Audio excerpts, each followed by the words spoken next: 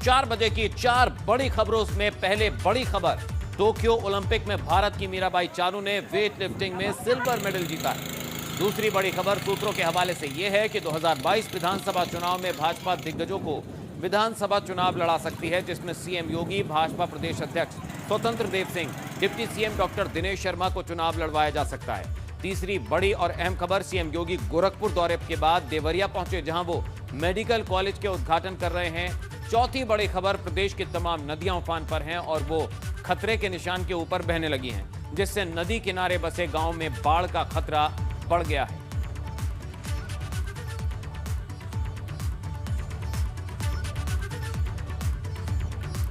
और चलिए अब खबरों पर विस्तार से डालते हैं नजर। सूत्रों के हवाले से खबर है कि विधानसभा चुनाव के मद्देनजर इस बार भाजपा दिग्गज सियासी सूरमाओं पर दांव लगाई।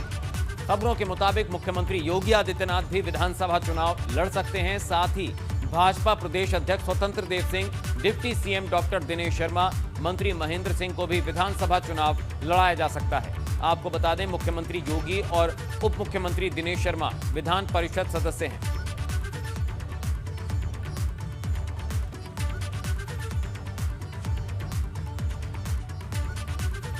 मिशन 2022 के लिए बीजेपी की रणनीति, इस बार दिग्गजों पर दांव लगा रही है भाजपा।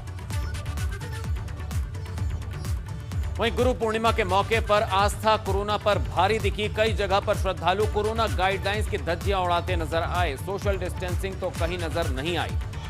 ये 6 अलग अलग जगहों की तस्वीरें हैं। पहली तस्वीर मथुरा की है, जहां पर हर साल गुरु पूर्णिमा के मौके पर मुड़िया संतों की शोभा यात्रा निकाली जाती है। दूसरी तस्वीर हापुड़ की है, जहां पर गुरु पूर्णिमा के मौके पर भक्तों ने गंगा में आस्था की डुबकी लगाई, स्नान किया। तीसरी तस्वीर प्रयागराज की है, जहां पर संगम नगरी में भक्तों ने आस्था की डुबकी लगाई। चौथी तस्वीर विंध्यवासिनी धाम की है, जहां पर भक्तों ने नदी में डुबकी लगाकर गुरु पूर्णिमा का पर्व मनाया। पांचवी तस्वीर मथुरा के बांके बिहारी मंदिर की है, जहां पर गुरु पूर्णिमा के मौके पर बड़ी तादाद में श्रद्धालु पहुंचे थे और यहां पर कोविड प्रोटोकॉल की धज्जियां उड़ती दिखाई दी। और छठी तस्वीर अयोध्या की है, जहां पर गुरु पूर्णिमा के मौके पर श्रद्धालुओं ने सरयू में डुबकी लगाई।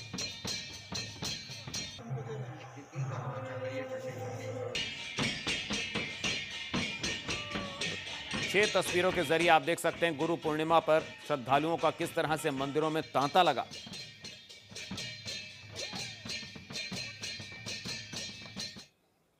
तो मथुरा में बांके बिहारी मंदिर में गुरु पूर्णिमा पर भक्तों का सैलाब उमड़ पड़ा। बांके बिहारी मंदिर में दर्शन के लिए भक्तों की लंबी लंबी कतारें देखने को मिली।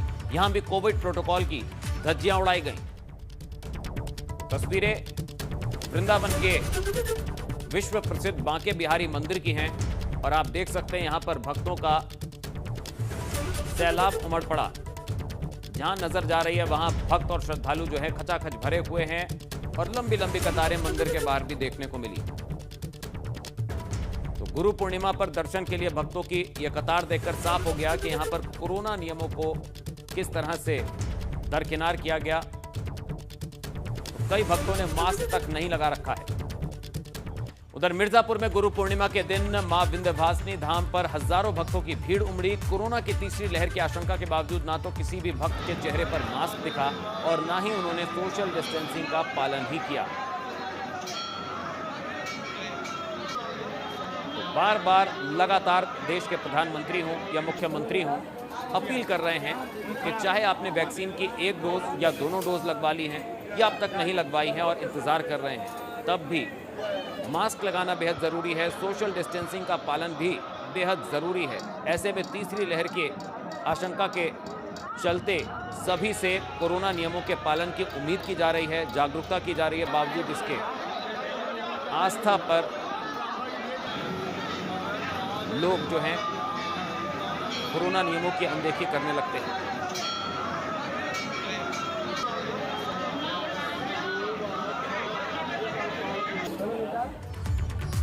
कोरोना महामारी अब आस्था और सदियों से चली आ रही परंपराओं पर भी भारी पड़ने लगी है। यही वजह है कि जिला प्रशासन ने कोरोना प्रोटोकॉल का पालन करते हुए सावन में सनातन धर्म मंदिर प्रशासन ने गर्भ गुफा में मास्क लगाकर महज 5 भक्तों के ही जाने की अनुमति दी है, जिसको लेकर मंदिर प्रशासन ने भी तैयारी शुरू कर दी है। बता दें कि सावन महीने में मंदिरों में शिव भक्तों की भारी भीड़ उमड़ती थी और स्थिति ये होती थी कि भक्त एक दूसरे पर गिरते हुए भोलेनाथ के दर्शन करते थे, लेकिन इस महामारी के चलते ये तस्वीर देखने को नहीं मिली। सावन में कोरोना प्रोटोकॉल का पालन हो, इसको लेकर के मंदिरों को सख्त हिदायत दी है प्रशासन ने। और इसी पर बात करने के लिए हमारे साथ सनातन धर्म मंदिर के जो कार्यकारिणी समिति के जनरल सेक्रेटरी हैं संजय बाली जी, वो मौजूद हैं। संजय जी, ये बताइए, सावन को लेकर के आप लोगों ने किस तरीके की तैयारी की है और जो शिव भक्त हैं वो कोरोना प्रोटोकॉल का पालन करें, उसको लेकर के क्या कुछ आप लोगों ने प्लानिंग की है? देखिए, पहले ही मंदिर काफ़ी समय के बाद खुले, उसके बाद खुले तो कोरोना प्रोटोकॉल का यहाँ नियम से पालन किया जा रहा है। गेट पे भी आपने देखा होगा कि हमने एक बोर्ड लगा रखा था, अगर बड़े गेट से आए, क्योंकि छोटा गेट आज खोल रखा है और वहाँ पे लिखा है बिना मास्क के अंदर आपको अनुमति नहीं मिलेगी। अगर नहीं है मास्क तो मंदिर की तरफ से दिया जाएगा। सैनिटाइज करने के लिए भी हमने हाथ धोने के लिए वहाँ पे सब कुछ लगा रखा है। 2-3 जगहों पे अलग अलग हमने सब कुछ तैयारी है। उसके बाद हमने लाइन लगा रखी है, नीचे बॉक्स बना रखे हैं, जिससे जो भी आए थोड़ा थोड़ा डिस्टेंस पे खड़ा होके दर्शन करने के जाए, ऊपर जाए, दर्शन करते हुए आगे बढ़ता रहे। यानी सोशल डिस्टेंसिंग मेंटेन रहे और 5-5 लोग जा करके जलाभिषेक करें। मैं आपको ये बता दूं कि जहाँ पर आप खड़े हैं, ये सामने भगवान शिव का दरबार है और इस बाउंड्री के अंदर मात्र 5 नहीं, सिर्फ 2 पुजारी ही रहेंगे। 2 पुजारी रहेंगे। ये हमारे दोनों गेट बंद रहेंगे।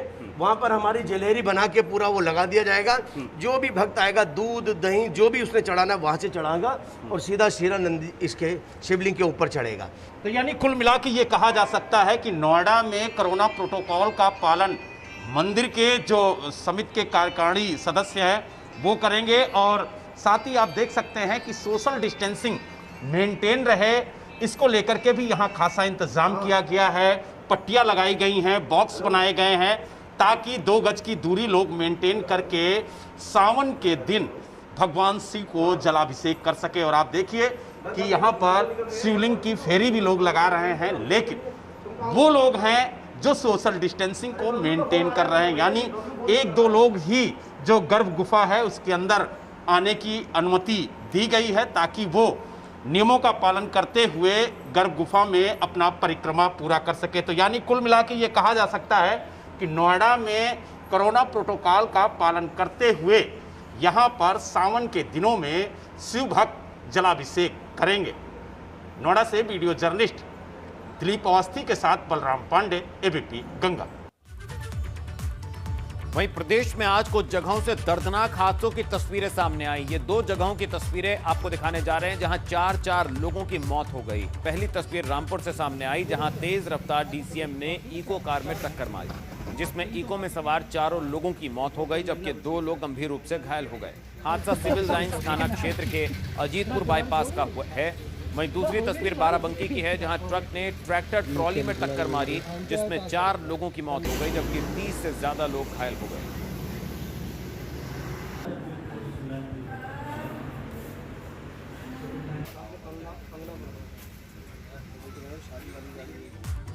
वहीं पहाड़ों पर हो रही लगातार बारिश से मैदानी इलाकों में बह रही नदियों में पानी का बहाव अब तेज हो गया है, जिससे ग्रामीण और निचले इलाकों में रहने वाले लोगों के लिए कटान मुसीबत का सबब बन गया है। 3 तस्वीरें आपको अलग अलग जिलों की दिखा रहे हैं। सीतापुर में सरयू नदी के कटान की वजह से करीब 20,000 ग्रामीणों की जिंदगी अब खतरे की जद में है। शारदा और सरयू नदियां हालांकि अभी खतरे के निशान से नीचे बह रही हैं। सिद्धार्थनगर के हथवड़ताल में नदियों के कटान से ग्रामीण परेशान हैं। नदियों के जल स्तर बढ़ने से ग्रामीणों के अंदर दहशत का माहौल बना हुआ है। इधर श्रावस्ती में भी राप्ती के घटते जल स्तर के साथ ही नदी की धारा ने अपने किनारों पर कटान तेज कर दिया है। इसके चलते जहां 100 मीटर तटबंध कटकर नदी में समाहित हो गया, वहीं कई बीघा कृषि भूमि भी फसल सहित कटकर नदी की धारा में विलीन हो गई।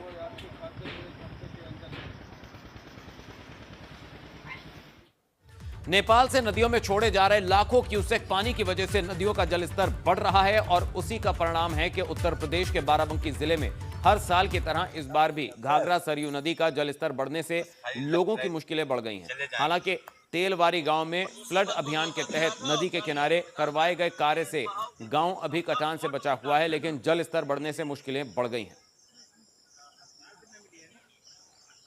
पाल से छोड़े जा रहे पानी की वजह से बाराबंकी के सरयू नदी का जलस्तर लगातार बढ़ रहा है और इसी की हकीकत जानने के लिए हम बाराबंकी के तहसील सिरौली गौसपुर के हम यहाँ तिलवारी गांव पहुँचे हैं।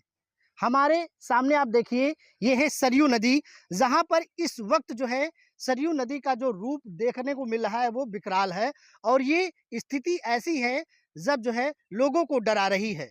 जी ये बताइए कि क्या नाम है आपका? सुरेश सिंह नाम है ये हमारा। अच्छा सुरेश जी, ये बताइए कि यहाँ पर कितने समय से दिक्कत ये आ रही है बाढ़ ये की? दिक्कत तो 8-10 साल से है और बाढ़ की भी इसका लगभग ऐसे काफ़ी समस्या आ रही है। लेकिन पिछले वर्ष करीब 5-6 घर कट गए जो दलित परिवार से थे, उनको शुद्ध रूप से मुआवजा भी नहीं मिला। उसी स्तर पर माननीय विधायक जी हमारे जो सरदोस्ती जी हैं, माननीय हमारे सांसद भूपेंद्र रावत जी हैं, हमारे ग्राम सभा के प्रधान जी और समरजीत सिंह विनोद सिंह जी ने इस मुद्दे को उठाया। तब से ये परियोजना आई। माननीय मुख्यमंत्री जी का मैं धन्यवाद देता हूँ कि कभी ऐसा नहीं हुआ कि कभी भी किसी कटान में किसी गांव के लिए कोई परियोजना बनाई गई हो।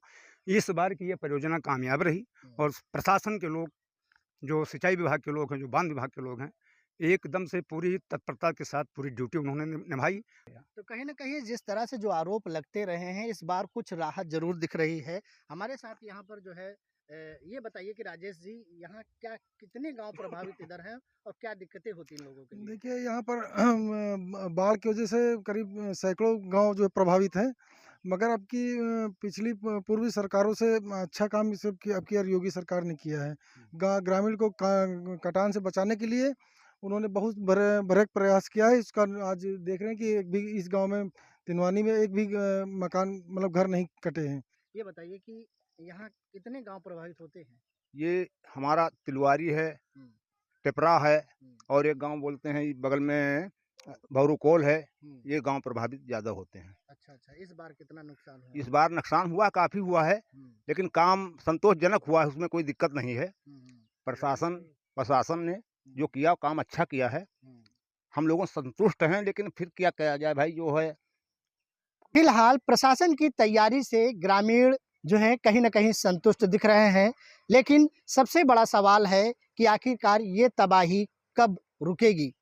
लगातार प्रशासन की ओर से जो व्यवस्था की जा रही है उससे कहीं ना कहीं करोड़ों अरबों रुपए खर्च होते हैं, लेकिन सरकार ऐसा क्या ठोस कदम उठाएगी जिससे इन्हें बाढ़ से निजात मिले।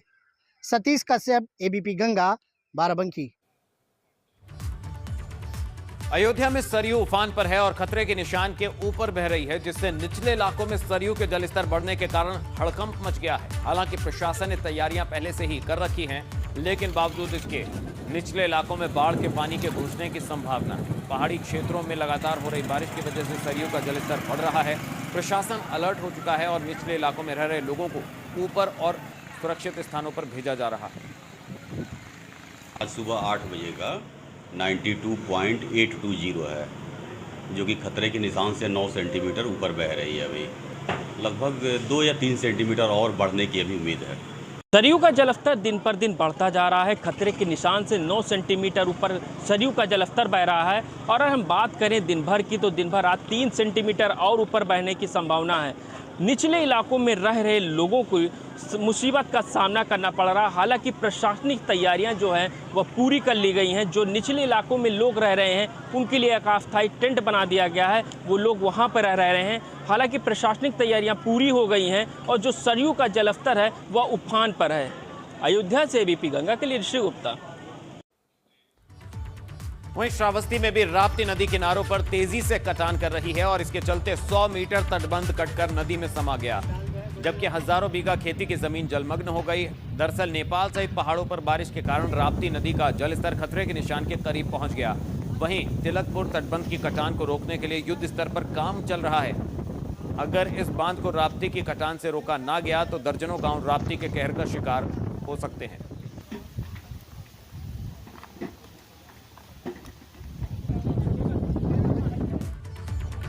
और बुलेटिन में यहाँ लेंगे एक छोटा सा ब्रेक के उस पार पे खबरों का सिलसिला जारी है। आप रहिए एबीपी गंगा के साथ। एबीपी गंगा, खबर आपकी जुबान।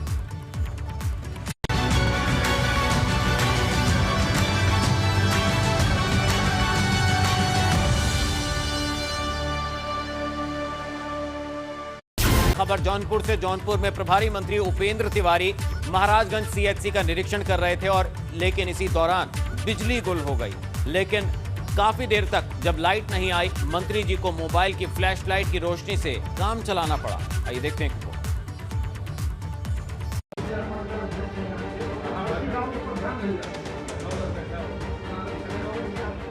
ये दो तस्वीरें देखिए और यहाँ क्या हुआ वो समझने की कोशिश कीजिए।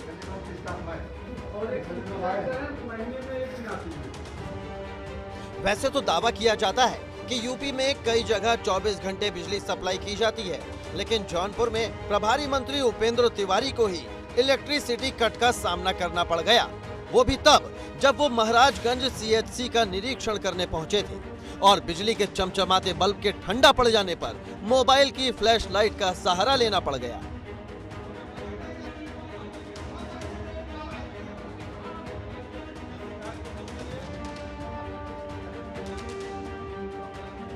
दरअसल पूरा मामला यह है कि प्रभारी मंत्री उपेंद्र तिवारी अपने जिले में निरीक्षण करने पहुंचे थे। इस दौरान उन्होंने कई ब्लॉक और तहसीलों का निरीक्षण किया, लोगों की समस्याओं को भी सुना और इसके बाद जब वो महाराजगंज सामुदायिक स्वास्थ्य केंद्र में हेल्थ व्यवस्था का जायजा लेने पहुंचे, अधिकारियों से जानकारी ले रहे थे तो अचानक बिजली चली गई। इस दौरान काफी देर तक जब लाइट का इंतजार करने पर भी अंधेरा कायम रहा तो मोबाइल की फ्लैश लाइट जलाकर ही प्रभारी मंत्री को काम चलाना पड़ा। प्रभारी मंत्री उपेंद्र तिवारी के साथ इस दौरान राज्य मंत्री गिरीश चंद्र यादव और बदलापुर विधायक रमेश चंद्र मिश्र समेत कई नेता और अधिकारी मौजूद थे। हालांकि प्रभारी मंत्री और सभी लोगों ने बिजली नहीं होने के बावजूद जन सुनवाई की। उनकी ये कोशिश भी तारीफ के काबिल है। जौनपुर से जावेद अहमद की report, ABP Ganga.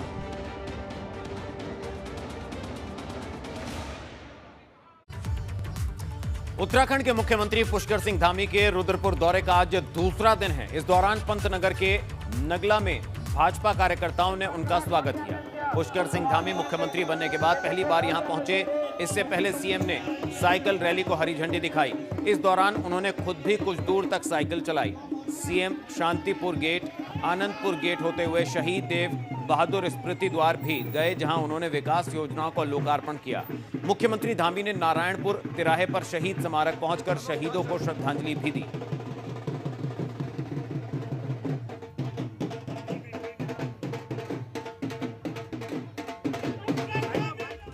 Tokyo Olympic में भारत की शानदार शुरुआत हुई है। वेट लिफ्टिंग में मीराबाई चानू ने पहले ही दिन सिल्वर मेडल जीत लिया।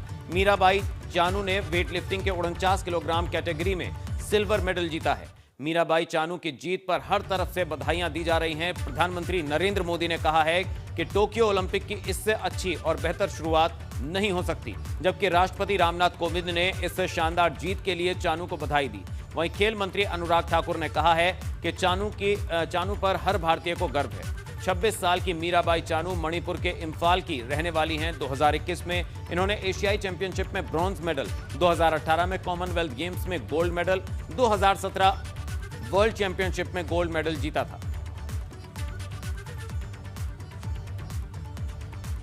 और बात करेंगे बड़ी खबर की। आईसीएसई बोर्ड के 10वीं और 12वीं के नतीजे घोषित हो गए हैं। इस वक्त की बड़ी खबर, कुल 99.98% छात्र पास हुए हैं। CISCE.org पर देख सकते हैं नतीजे। रिजल्ट घोषित कर दिए गए हैं। result.CISCE.org पर रिजल्ट देखे जा सकते हैं। आईसीएसई आईएससी बोर्ड 2021 का रिजल्ट, 10वीं और 12वीं का रिजल्ट घोषित। आईसीएसई के 99.98% छात्र पास, आईएससी के 99.76% छात्र पास हुए हैं।